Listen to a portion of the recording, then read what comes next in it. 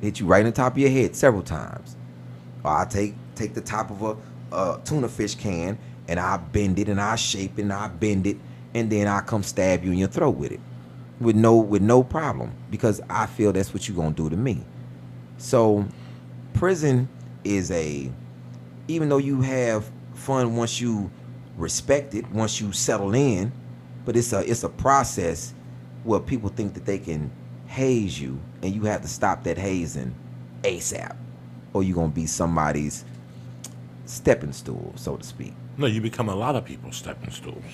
People That's take just one. They'll just take it from you. people take stuff out your hand, take stuff from you. I used to watch it, and it used to irritate me. And I talk to them dudes. Hey, how can you let somebody? Let me give you a tip. Do you have a hot pot? They was like, yeah.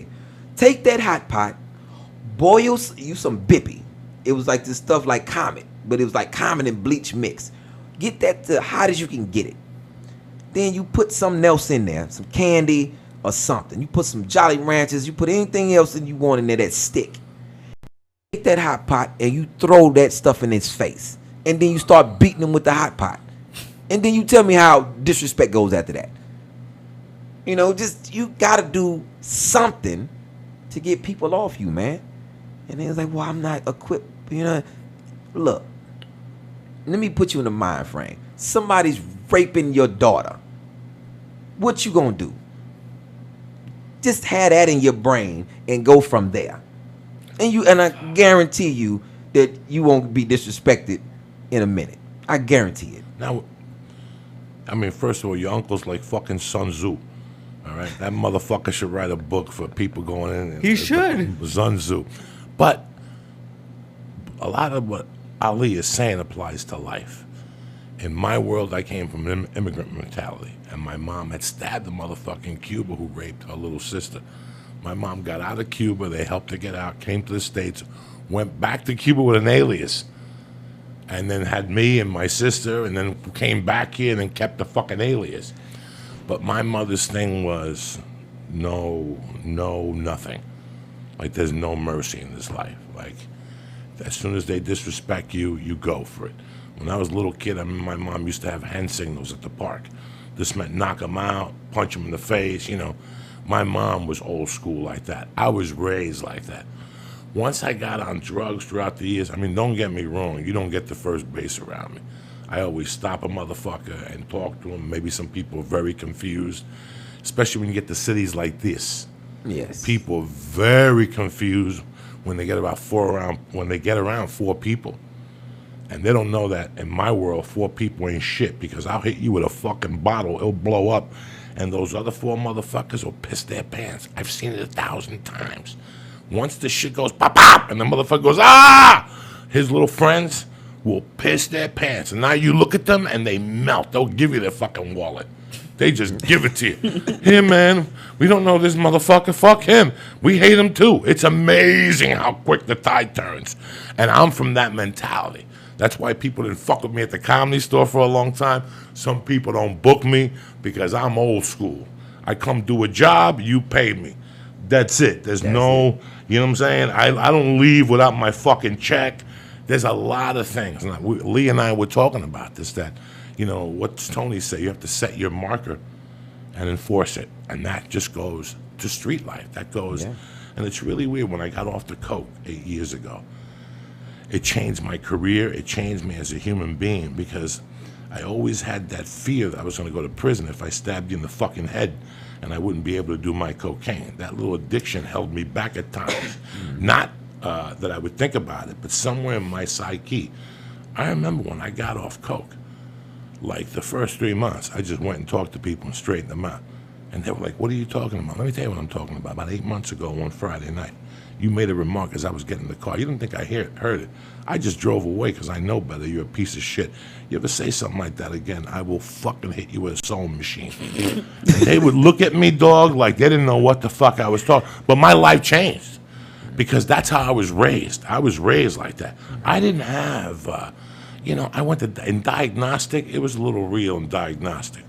The 10 days I was in diagnostic, motherfuckers were getting knocked out. People putting fingers in people's foods. That was a fucking jungle there. That was a jungle. Once I got to where I was going, I had a beef with a biker dude. He just thought he was cute around his friends, but I caught him by the laundry machine one day by himself. The laundry room was next to the HIV ward.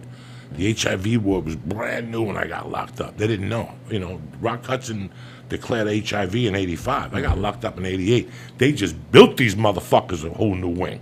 Brand new microwave ovens, refrigerators, and you weren't allowed in there. You know what? They were human beings. So I would go in there and eat with them, and I'd hide my drugs in there, and I'd hide my betting slips in there, because they never, the cops wouldn't even go in there. They were scared to touch anything. So everybody would hide shit in there. It was amazing. I sat in there one night, and I caught that little motorcycle motherfucker going into that laundry room with a bucket of clothes. The first thing I did to him was I stole the American cheese thing from the kitchen, and I put a piece of shit in there. I took a piece of shit and I put it right in there. I took the shit in the toilet, I took it out, and I took the American cheese flag that was in the shit, and the flag, and I stuck it in the shit, and I put it in his drawer. The dude was always cute around his little fucking biker dudes. And I played with him that way. We were both in the same unit because I worked in the kitchen. I was a stock clerk, and he worked in the kitchen. He was a cook or something like that. But when he was around the black dudes in the kitchen, he wouldn't say much, because deep down inside, he hated black dudes. He hated Spanish people. When he was with his boys with long hair, oh, you should have seen him out there without his jacket on and shit. And I just made him. I go, I'm going to make an example of this motherfucker. This motherfucker has no idea what I'm going to do to him. And after I took the shit, he knew it was me. But he didn't have the balls to come up to me in that kitchen ward. See, he was going to get me when he was around his little buddies in the daytime. But I caught him that Sunday night while he was doing laundry, Ali. And I got him by his hair. That's why I don't wear long hair. I don't give a fuck what concert you're going to see or what revolution you want to go. There's a lot of things real motherfuckers don't do. They don't have long hair. They don't put earrings on with a loop. No earrings in your nose, because a motherfucker like Ali will rip that fucking earring out of your nose. You know, you think you're cute at Starbucks. You ain't going to be no cute with that hook fucking nose no more. All right? They'll rip it right out. And you don't wear fucking flip-flops, because I will step on that fucking toe. I'll break that big fucking toe and the bone that it's attached to before you even get up off your fucking foot. I will step on that motherfucking, and you have no idea what it feels like. You ever stub your toe in the middle of the night? Think of that 300 times when I break the socket with my fucking heel. So you want to keep being cute with your fucking sandals. That's why I don't wear sandals. I leave with Adidas, the fucking hard shell. I sleep with these motherfuckers. You understand me? Adidas. Shit. Old school. Adidas. We're ready for the fucking revolution. You always got to have one step ready for the revolution. We're going in like fucking Marines. You understand me? Welcome to church, motherfucker.